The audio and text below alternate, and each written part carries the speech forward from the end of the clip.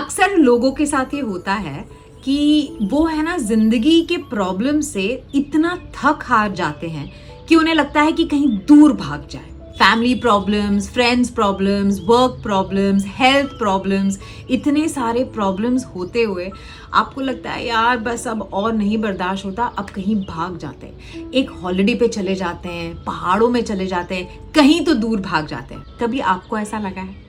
आपने सोचा है ऐसा क्यों होता है? आज मैं आपको बताती हूँ ऐसा क्यों होता है। सो बेसिकली हमारे जो इमोशंस है ना वो ऊपर नीचे होते रहते हैं। जब कुछ अच्छा होता है तो बहुत अच्छा लगता है, जब कुछ बुरा होता है तो गुस्सा आता है, दुख होता है, इरिटेशन होती है, फ्रस्ट्रेशन होता है। तो चलिए मानते हैं कि एक पूरे दिन में हमारा इमोशनल अप एंड डाउन करीब 10% होता है। फिर अगर आप वो एक हफ्ते का कैलकुलेशन करें तो वो हो गया 70%। अब 70% का अगर हम करें मंथली कैलकुलेशन तो कितना ज्यादा हो जाता है।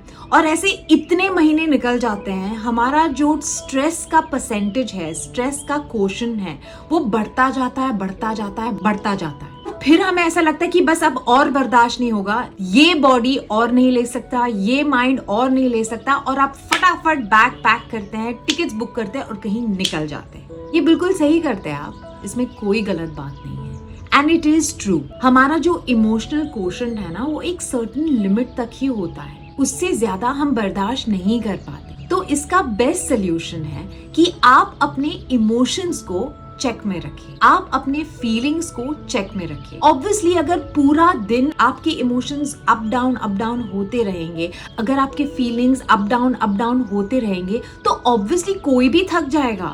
It is definitely extremely exhausting. लेकिन एक्चुअली पता है क्या, टारगेट ये होना चाहिए कि इस एनवायरनमेंट में रह के ही मैं कैसे अपने इमोशंस को एकदम काम, कंपोज्ड, रिलैक्स्ड रखूं, कैसे रखूं। That should be your target. क्योंकि अगर हम अपने इमोशंस, अपने फीलिंग्स, अपने नर्वस सिस्टम को एकदम अच्छे से पीसफुल, काम, स्टेबल रखेंगे तो क्या आपका मन करेगा हर 10 दिन में, हर 1 महीने में, हर 6 महीने में कहीं भाग जाने का? बिल्कुल नहीं। So if you can take care, अगर आप अपने नर्वस सिस्टम का ख्याल रख सकते हैं even while being in the city, in the midst of chaos, आपको definitely exhaustion नहीं होगा। तो the best solution is to actually take care of your nervous system। हमारा जो nervous system है, कुछ लोगों के साथ बहुत reactive हो जाते हैं, कुछ लोगों के साथ हम बहुत काम रहते हैं। तो हमारा टारगेट होना चाहिए कि हमारा nervous system ज्यादा करके काम रहे, हम ज्यादा react ना करें, हम ज्यादा खुश रहे,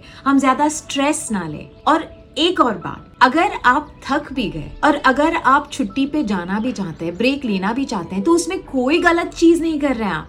इनफैक्ट ये बहुत अच्छी बात है कि आपको पता है मेरे माइंड को रिलैक्स करने के लिए, मेरे नर्वस सिस्टम को रिलैक्स करने के लिए मुझे किस चीज की जरूरत है, और आप वो अप्लाई कर रहे हैं खुद पे, आप वो एक्शन ले रहे हैं। लेकिन जब हम ये एक्शन इस कॉन्शियसनेस या इस अवेयरनेस या इस जानकारी से ले कि हाँ मैं एग्जॉस्ट हो चुकी हूँ क्योंकि मैंने अपना इमोशंस बहुत ज्यादा खर्च कर दिया है, मैंने अपना नर्वस सिस्टम कुछ ज्यादा ही स्पेंड कर लिया है, तो इस वजह से मुझे एक ब्रेक लेना है और मैं जाना चाहूंगी। तो आप ऐसे एनवायरनमेंट में जाओगे जहाँ पे बिल्कुल पीस रहेगा, कामनेस रहेगी, खुशी रहेगी, और ये बिल्कुल सही कर रहे हैं आप। लेकिन इन दोनों चीजों में फर्क ये है, पहले जब आप ब्रेक लेते थे तब रैंडमली ब्रेक लेते थे, ये नहीं जानते हुए कि आपको एग्जैक्टली प्रॉब्लम क्या है, ये वजह क्या है आपको जो थकान हो रही है। और दूसरा ये है कि आपको फुल अवेयरनेस है कि हाँ आई एम अवेयर, मैं थक चुकी हूँ इस एनवायरनमेंट में, इस एनवायरनमेंट में मैं बस इतना ही कर पाऊंगी,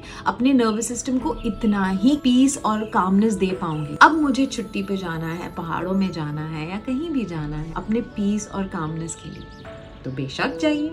आपको मेरा वीडियो कैसा लगा प्लीज मुझे बताइएगा। कोई भी सवाल है आपके पास तो प्लीज मुझसे पूछिएगा। And thank you so much for your like, follow and subscribe.